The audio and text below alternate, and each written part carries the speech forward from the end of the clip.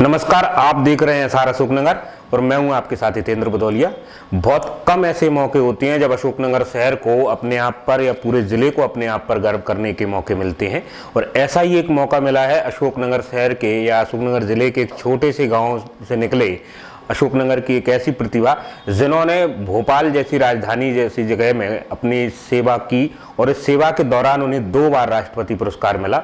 किसी भी शासकीय सेवक, खासकर पुलिस के लोगों के लिए ये जीवन का सबसे बड़ा लक्ष्य होता है और इसको अशोकनगर के एक छोटे से गांव के किसान परिवार में जन्मे बख्शीश सिंह भुल्लर ने हासिल किया है।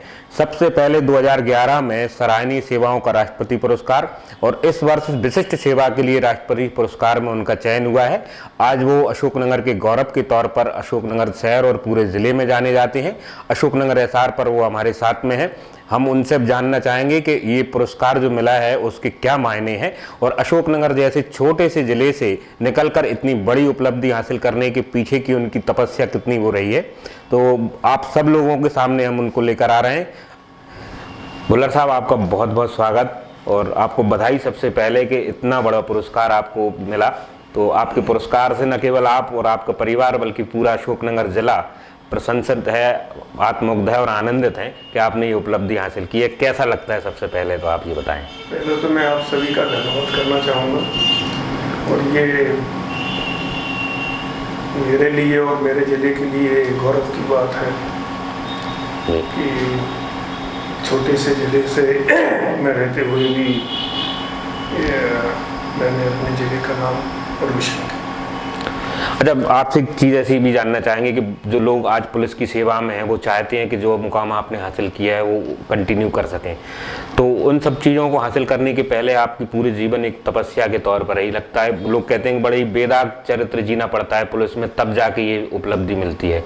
तो इन सब चीज़ों को जानने से पहले हम आपकी पृष्ठभूमि जानना चाह रहे हैं क्योंकि खैराई तो बहुत छोटा सा गाँव है, तो शुरुआत आपने कैसे की, आपकी पढ़ाई लिखाई कैसे हुई, इसको सिलसिले जानना चाहेंगे। आखिर इस मुकाम तक पहुंचने में आपने किन चीज़ों को पार किया है? सबसे पहले तो ये कि मेरे पिताजी 1954 में ग्राम खैराई में आए जी। उसके बाद में वो लगातार 35 वर्ष तक इन पंचायतों के सरपंच रहे। आज तो पहले बहुत बड़ी पंचायत हुआ करती थी सींगोन, जिसमें लगभग 21 गांव थे जी। अब तो उसमें का विभाजन होते लगभग 5 पंचायतें बन गई हैं जी। तो उस समय प्रारंभिक परीक्षा हमने अपने एजुकेशन ग्राम खैराई में हुआ 5वीं तक। उसके बाद में 8वीं हमने ग्राम सींगोन पंचायत हुआ करती थी वहाँ से किया जी।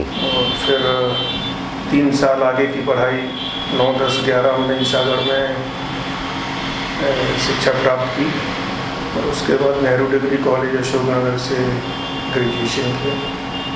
इसके बाद आपकी सेवाएं पुलिस विभाग में कब पहुंची और कहां से शुरुआत की उसकी आपने? फिर 1981 नवंबर में मैं सीधी भर्ती से हेड कांस्टेबल के पद पर भर्ती हुआ जी।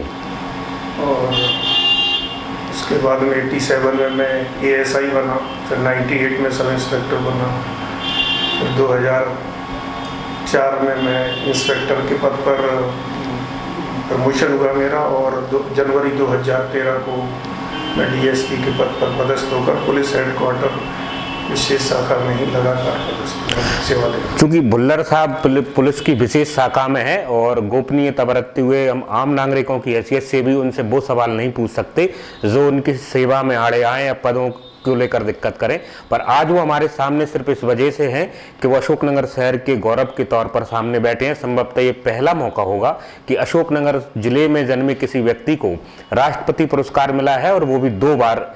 ऐसी उपलब्धि हासिल करने वाले संभवतः आप अकेले आदमी हैं। तो 2011 का जो आपका पुरस्कार था वो किस तरह का पुरस्कार था और इस वर्ष जो आप चयनित हुए हैं उन दोनों का डिफरेंस हम जानना चाह रहे हैं, क्या है? 2011 में मुझे सराहनीय सेवा का पुलिस राष्ट्रपति पदक मिला जी। और ये जिस भी कर्मचारी अधिकारी की बेदाग सर्विस रिकॉर्ड रहता है उसको मिलता है जी। और उसके बाद में अभी मुझे जो रिवार्ड घोषित हुआ है जी। तो वो विशिष्ट सेवा मेडल पुलिस में होता है। ये गिने चुने लोगों को ही मिलता है और इसमें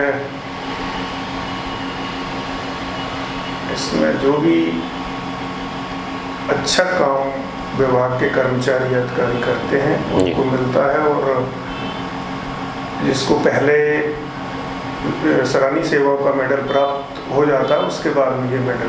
अच्छा, ऐसा है कि विशिष्ट पुरस्कार, विशिष्ट सेवाओं के लिए पुरस्कार मिलने के लिए जरूरी नहीं है कि वो पहले वाला पुरस्कार मिला हो, या उसको मिलने के बाद ही आप इसमें आ सकते हैं?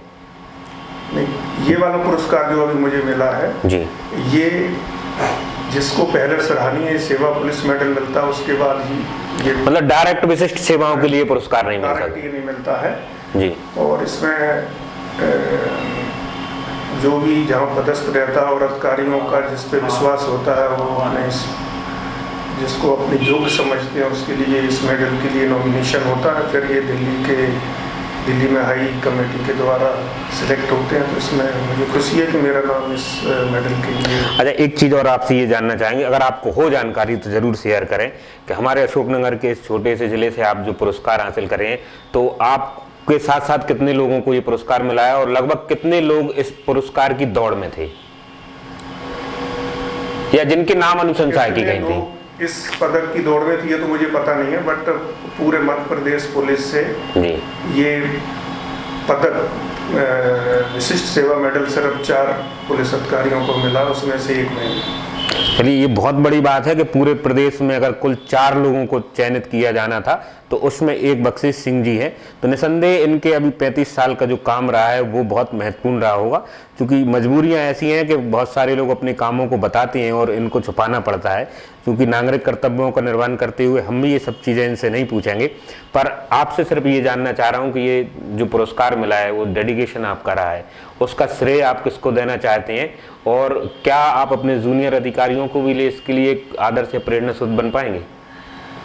ये जो पदक मिला है इसमें चाहे कर्मचारी हो पुलिस विभाग का या अधिकारी हो जी, उसको पूरी सर्विस में बहुत ईमानदार मेहनत से काम करना चाहिए जी।